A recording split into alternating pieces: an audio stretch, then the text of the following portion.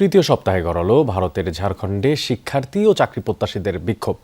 সরকারি নিয়োগ পরীক্ষায় অনিয়ম আর দুর্নীতির প্রতিবাদে আজও চলছে অনশন কর্মসূচি। আর ক্রমেই অবনতি হচ্ছে অনশনকারীদের শারীরিক অবস্থা। শুক্রবার রাতে রাজ্য সরকারের সাথে প্রথমবার আলোচনায় বসলেও কোনো সমাধান মেলেনি। আজও আরেক দফা বৈঠক অনুষ্ঠিত হয়েছে সরকার আর আন্দোলনরত প্রতিনিধি দলের স্বার্থে। রেইনবো অ্যাক্রোপ্লাস্টে অ্যাক্রিলিক এমালশন থাকায় মুছে ফেলা যায় যে কোনো দাগ সহজেই। Rainbow Paints. সরকারি নিয়োগ পরীক্ষায় অনিয়ম ও দুর্নীতির প্রতিবাদে 2 সপ্তাহেরও বেশি সময় ধরে রাস্তায় ঝাড়খণ্ডের ছাত্র জনতা। মূলত চাকরি প্রত্যাশীদের আন্দোলনে যুক্ত হয় সাধারণ শিক্ষার্থীরা। রাঁচির জয়পাল সিং স্টেডিয়ামে চলছে তাদের অবস্থান কর্মসূচি। শুক্রবার রাতে আন্দোলন শুরুর পর প্রথমবারের মতো সরকারের প্রতিনিধিদের সঙ্গে আলোচনায় বসে শিক্ষার্থী প্রতিনিধিরা। তবে কোনো সমাধানে পৌঁছানো যায়নি। মিলেছে শুধু আশ্বাস, কাটেনি অচলাবস্থা। আন্দোলন চালিয়ে যাওয়ার ঘোষণা দেন শিক্ষার্থীরা। আলোচনা শুধু আশ্বাসেই শেষ হয়েছিল।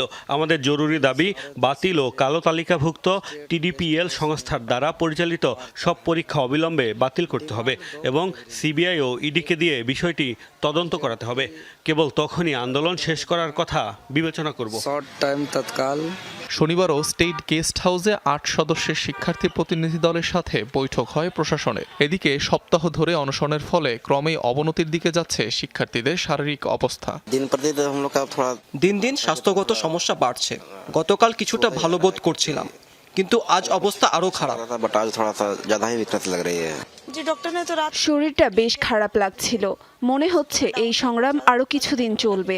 আশা করি সরকার আমাদের উদ্বেগগুলো শুনবেন। 5 জুলাই প্রকাশিত হয় ঝাড়খণ্ডের পাবলিক সার্ভিস কমিশনের প্রিলিমিনারি পরীক্ষার ফল। এতে প্রশ্ন ফাঁস ছাড়াও 50 লাখ থেকে 1 কোটি রুপিতে পোস্ট বিক্রির গুরুতর অভিযোগ ওঠে। আন্দোলনের জেরে 25 থেকে 27 জুলাইয়ের পূর্ব নির্ধারিত জেপিএসসির লিখিত পরীক্ষা স্থগিত হয়ে যায়। অনিক রহমান, যমুনা নিউজ।